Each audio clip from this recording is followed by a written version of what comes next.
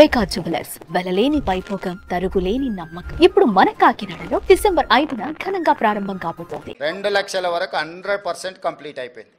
2 లక్షల రూపాయల వరకు బ్యాంకుల్లో 12/12/2018 నుంచి 9/12/2023 మధ్య కాలంలో 2 లక్షల రూపాయల రుణమాఫీ తీసుకున్న వాళ్ళు సంపూర్ణంగా పూర్తి అయిపోయినరు. మా దగ్గర ఉన్న సమాచారం ప్రకారం 100% రుణమాఫీ చేసినాము. ఏదైనా బ్యాంకు ఒకటి అరా ఎక్కడైనా ఎవరిదైనా ఒకవేళ రాకపోతే ఇంకేదైనా కారణం చేత ఎక్కడైనా ఏదన్నా కారణం చేత ఏదైనా ఒకటి అరా ఎక్కడైనా ఉంటే ఉండొచ్చు, అంటే హ్యూమన్ ఎర్రర్ ఉంటుంది. 100% అని చెప్పడానికంటే హ్యూమన్ ఎర్రర్ ఏదైనా ఉంటే ఉండొచ్చు.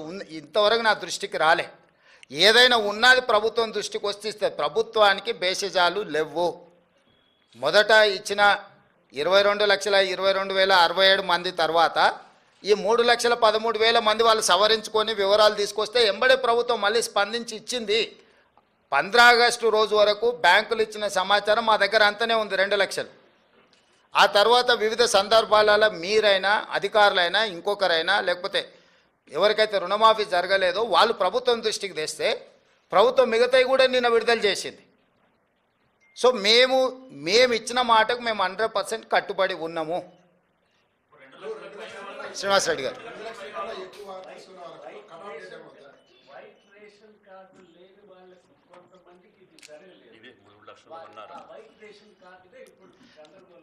లేదు ఇప్పుడు మాఫీ చేసిన దాంట్లో కార్డు లేని వాళ్ళని కూడా తీసుకొనే ఇచ్చినాం.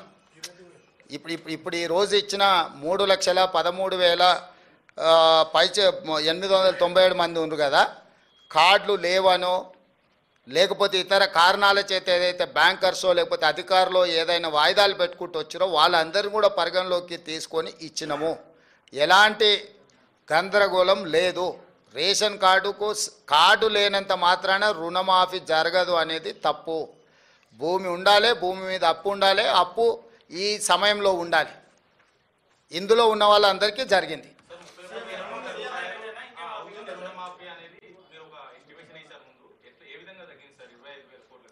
ఇప్పుడు 31,000 కోట్లకు ప్రాథమికంగా బ్యాంకర్సు మాకు అంచనాలు పంపించారు. ఎందుకు పంపించారు అంటే వాళ్ళు 2014 నుంచి 18 వరకు చంద్రశేఖరరావు ఎగగొట్టిన బకాయిలు కూడా ఉన్నాయి కదా, ఒక్కటేసారి గవర్నమెంట్ కడితే అన్నీ తీసేసుకోవచ్చు అని కొందరు వివరాలు ఇచ్చారు. నీకు అర్థమైంది కదా. మేము బ్యాంక్ రుణమాఫీ రైతులకు చేస్తున్నామని కట్ ఆఫ్ డేట్ వాళ్ళకి తెలియదు కదా. మీ దగ్గర ఎవరెవరు ఖాతాలు ఉన్నాయో ఎన్ని బాకీలు ఉన్నాయో చెప్పండి అనగానే బ్యాంక్ వాళ్ళు ఇవే కాదు లాంగ్ టర్మ్ లోన్స్ కూడా అందులో కలిపి రాసి ఇచ్చారు. అంటే లాంగ్ టర్మ్ లోన్ అంటే వ్యవసాయ భూమి పెట్టి పోల్ట్రీ ఫామ్కు తెచ్చుకొని ఉంటారు, లేకపోతే ఇతర వ్యాపారానికి తెచ్చుకొని ఉంటారు. రకరకాల కారణాల చేత లాంగ్ టర్మ్ లోన్లు తెచ్చుకునేవి కూడా వాళ్ళ బ్యాంకులు ఉన్న అన్నిటినీ ప్రాథమిక అంచనాలు పంపించారు. తర్వాత మైన్యూట్ గైడ్ లైన్స్ ఇచ్చి ఈ ఫ్రేమ్లో ఉండి మీరు ఇచ్చే ఏవైతే వివరాలు ఉన్నాయో సంతకం పెట్టి ఇవ్వమని చెప్పినాం బ్యాంకర్స్కి.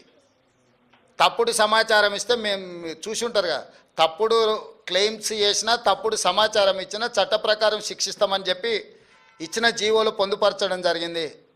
దాంతో పూర్తిగా ప్యూరిఫై చేసి రికార్డులను అన్నిటిని కూడా వాళ్ళు 1కి 2 సార్లు పరిశీలించుకొని మాకు వివరాలు ఇవ్వడం జరిగింది. శ్రీనివాస్ గారు, శ్రీనివాస్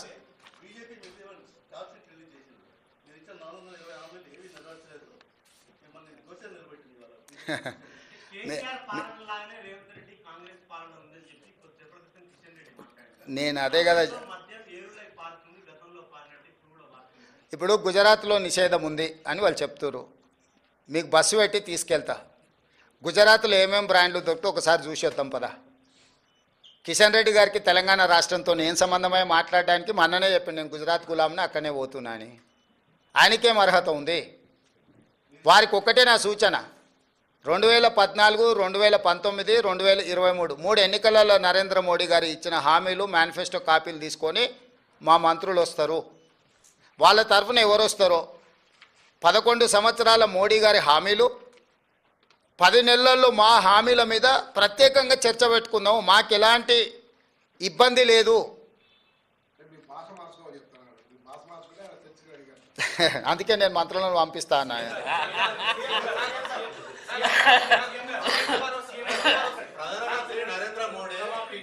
స్వయంగా కాంగ్రెస్ పాలన వైఫల్యం చెందింది తెలంగాణలో సంవత్సరంలోనే తేలిపోయింది ఇదంతా బీజేపీ వైపు నేనేమంటున్నానంటే ఎవరికైనా వాళ్ళ పిల్లలు కాకి పిల్ల కాకి ముద్ద అని చెప్పారు పెద్దోళ్ళు, అవునా? సో కాకి పిల్ల ముద్ద అన్నట్టు వాళ్ళందరూ బీజేపీ వాళ్ళు పోయి కలిసినప్పుడు ఆయన మీరు ఎందుకు వణికిరారు, మీరు అనా పైసకు చెల్లరు, నెత్తి మీద రూపాయి పెడితే ఏకాన కూడా మీరు చెల్లరని మొహం మీద అనలేడు కదా మోడీ. ఏం రాంబాబు అవన్నీ అసెంబ్లీలో చర్చిస్తామని చెప్పిన సోదరు, ఏం ఆవేశపడకు. కట్ ఆఫ్ డేట్ ఇక్కడ ఆ డేట్లలో ఉన్నోళ్ళు ఎవరు ఏది ఉంటే ఆ డేటు అట్లాగా ఇప్పుడు ఏమున్నాయో టోటల్గా ఇచ్చేసినాం తిరుపాలు. ఎవరైనా నీ దగ్గర ఏమైనా వివరాలు ఉంటే తీసుకొని రా.